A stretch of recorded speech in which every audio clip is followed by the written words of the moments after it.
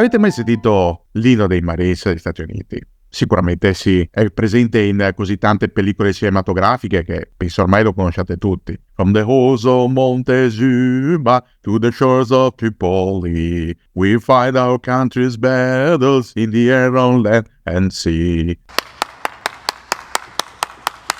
Quell'inno che è conosciuto in tutto il mondo e descrive l'orgoglio dei militari di un corpo chiamato a combattere in tanti scenari diversi, racconta anche le prime esperienze del corpo. Le spiagge di Tripoli, del secondo verso, si riferiscono a un episodio lontano, ossia la prima guerra barbaresca che fu combattuta a inizio del XIX secolo in Nord Africa. Ma oggi e in un prossimo video, parliamo di un'altra Tripoli, che si trova non in Libia, ma in Libano, sempre Mar Mediterraneo, diverse coordinate. Vi offriamo due storie, questa è la prima parte, che riguardano proprio il corpo dei Marines e non solo, e che riguardano soprattutto l'intervento americano in Libano. Partiamo dalla prima. Il 15 luglio del 1958 i Marines tornano su una spiaggia del Medio Oriente che porta il nome di Tripoli. Come abbiamo detto, non è in Libia, ma è la seconda città per grandezza, popolazione, del paese dei Cedri. Come mai si trovano lì? Sono stati chiamati in soccorso del sistema democratico locale contro il rischio di una sanguinosa guerra civile. Sono oltre 5.000 i soldati dello USMC che sbarcano sulle spiagge di Tripoli e anche al porto di Beirut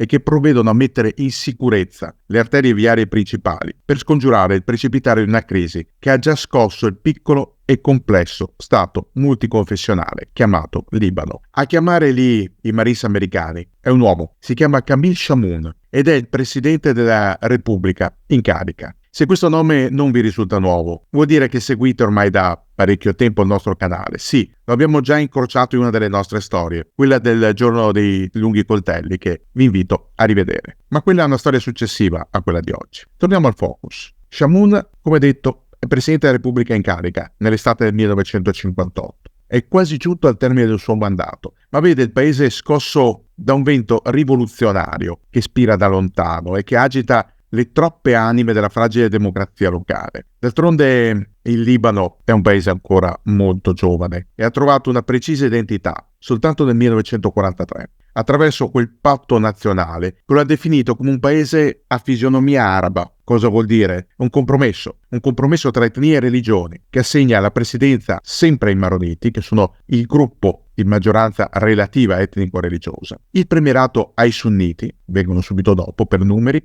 la direzione del Parlamento agli sciiti e il Ministero degli Esteri ai greci ortodossi. È un equilibrio complesso e precario, quello libanese. È come un puzzle dalle tessere che si incastrano giusto una con l'altra, ma basta un niente per farlo saltare. E quell'equilibrio si rivela ancora più precario, perché al di fuori dei confini nazionali, in quell'estate del 1958, si agita il vento della rivoluzione, la rivoluzione nasseriana, che in Egitto ha già preso il potere da tempo e che sta contagiando tutto il Medio Oriente. Tra l'altro, le mire siriane per l'annessione a lungo bramata di quella che viene definita una provincia separata della Grande Siria non sono mai finite e con il fuoco della rivoluzione nasseriana riprendono voce. All'interno poi c'è un altro fronte, quello dei drusi, che non accettano la divisione stabilita dal patto nazionale, anzi vorrebbero una revisione. Questi ultimi sono seguaci di una dottrina sorta un secolo e mezzo prima in Egitto. I drusi nascono come setta eretica dell'ortodossia musulmana, una setta che ripara in seguito tra le montagne dello Shuf per sottrarsi ovviamente alle persecuzioni. I drusi applicano da sempre uno strumento di difesa, che è la dissimulazione della fede. In sostanza fingono di essere di volta in volta cristiani, ebrei, musulmani sunniti o sciiti. Lo fanno per preservare la propria essenza, le proprie tradizioni, nell'attesa di un messia che verrà partorito, anzi propriamente bisognerebbe dire defecato, da uno degli uomini del clan, che difatti sono soliti indossare ampi pantaloni legati al ginocchio. A parte queste note di folklore, i drusi rappresentano sul piano numerico il sesto gruppo etnico-religioso del complesso mosaico libanese e, come detto, chiedono spazio. Li guida un fine letterato, che è il Majid Bra, esponente di una delle famiglie più influenti della comunità, avvocato e deputato. Jublat è stanco della politica filo-francese di Chamoun e dei Maroniti, che si sono sempre appoggiati all'ex potenza coloniale per avere protezione e appoggio e chiede a viva voce una revisione dei rapporti di forza, abbandonando la suddivisione confessionale del patto nazionale. Quando il nazionalismo arabo di Nasser esce dai confini egiziani, invadendo tutto il Medio Oriente, Jumblat mette da parte le antiche divisioni e comincia a dialogare con il capo del governo Rashid Karameh, un sunnita che simpatizza apertamente per il Rais del Cairo e si reca a Damasco per interloquire con il governo locale. L'invasione del Sinai del 1956 da parte di Israele, in accordo con Francia e Gran Bretagna, porta Jumblat e Karameh a chiedere a alta voce a Chamoun di unirsi al coro dei paesi arabi che condannano l'aggressione. D'altronde, quello di Francia e Gran Bretagna è un piano calcolato. Volendo spodestare Nasser, che ha nazionalizzato antetempo, prima della scadenza, il canale di Suez, hanno chiesto a Israele di creare il casus belli ideale, un assalto militare in piena regola, per poi intervenire in forze nella zona, non certo per metter pace, ma per far cadere appunto Nasser. Chamoun però non li ascolta. Non ascolta né Karameh né Jumblat, un po' per non pregiudicare gli ottimi rapporti con i francesi, che come detto da oltre un secolo sono i tradizionali protettori dei cristiani in Libano, e un po' per non inimicarsi il bellicoso vicino israeliano e il suo tutore internazionale, gli Stati Uniti. Per l'opposizione libanese, riunita attorno al partito nasseriano al-Murabitun e al partito socialista progressista, che è la roccaforte dei drusi, è un vero e proprio tradimento. Chamoun si rende conto dell'aggravarsi della situazione, tanto che ormai tutti i partiti e i gruppi confessionali iniziano ad armarsi, dotandosi di milizie equipaggiate di armi leggere. Nella primavera del 1958 il quadro generale del Medio Oriente pare diventare critico. La proclamazione della Repubblica Araba Unita tra Egitto e Siria isola geopoliticamente il Libano stretto nella morsa di Nasser e con il solito Israele a sud. Quando Chamoun annuncia di voler concorrere a un secondo mandato presidenziale, le proteste di piazza diventano quotidiane. L'8 maggio del 1958, l'assassinio irrisolto del direttore del quotidiano Al-Telegraph di Beirut, giornale schierato politicamente contro il presidente, è la scintilla che appicca l'incendio. Le milizie iniziano a imperversare a Tripoli, attaccando gli uffici di un'agenzia di stampa americana e le sedi delle imprese straniere. A Sidone, nella valle della Bekaa, i miliziani drusi istituiscono posti di blocco, regolano il traffico al posto delle forze di polizia, perquisiscono arbitrariamente i veicoli in transito e attraverso le stazioni radio inondano lettere di propaganda contro Chamoun,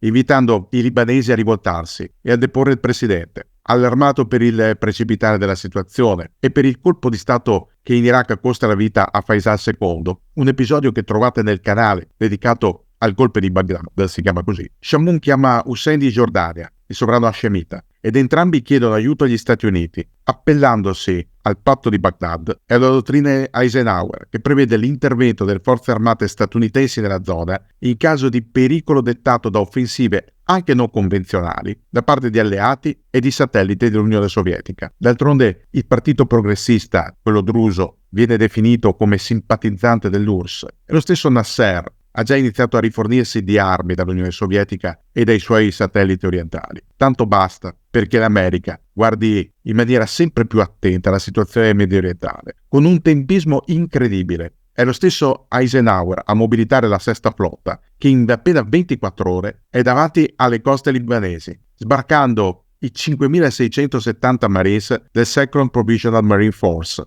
in attesa dell'arrivo dalla Germania della 23esima divisione di fanteria. L'operazione, denominata Blue Bat, inizia nel primo pomeriggio del 15 luglio, con i primi approdi sulle spiagge e nei porti. L'esercito libanese, guidato dal maronita Fouad Shihab, resta a guardare. Il suo comandante non vuole rischiare la disgregazione confessionale delle file del proprio esercito a causa di possibili intromissioni in quello che viene giudicato come un problema strettamente interno. Nel giro di appena 10 giorni, gli Stati Uniti portano in zona d'operazioni 14.000 uomini, che rimuovono i blocchi stradali, sequestrano le armi ai civili, pattugliano le aree più delicate e riportano la calma.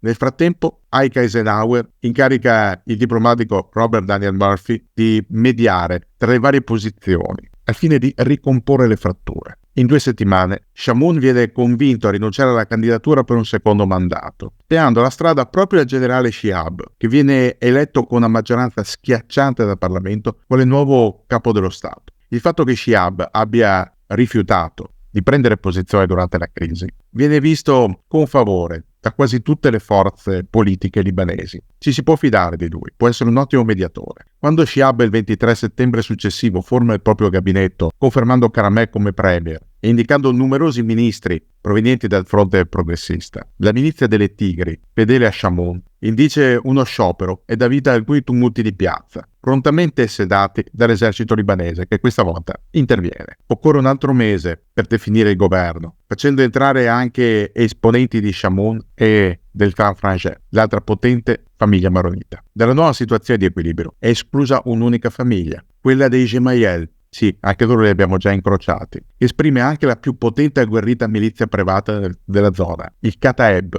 o Falange. Ma, come sempre accade, i conti in sospeso prima o poi verranno regolati e l'occasione per una rivincita di papà Gemayel, Pierre, e dei suoi figli Amin e Bashir dovrà solo attendere 17 anni, fino a quella domenica a Mansour in cui una sparatoria sul sagrato di una chiesa appena inaugurata dà il via idealmente al peggiore inferno sulla terra che il Libano abbia mai visto nella propria storia.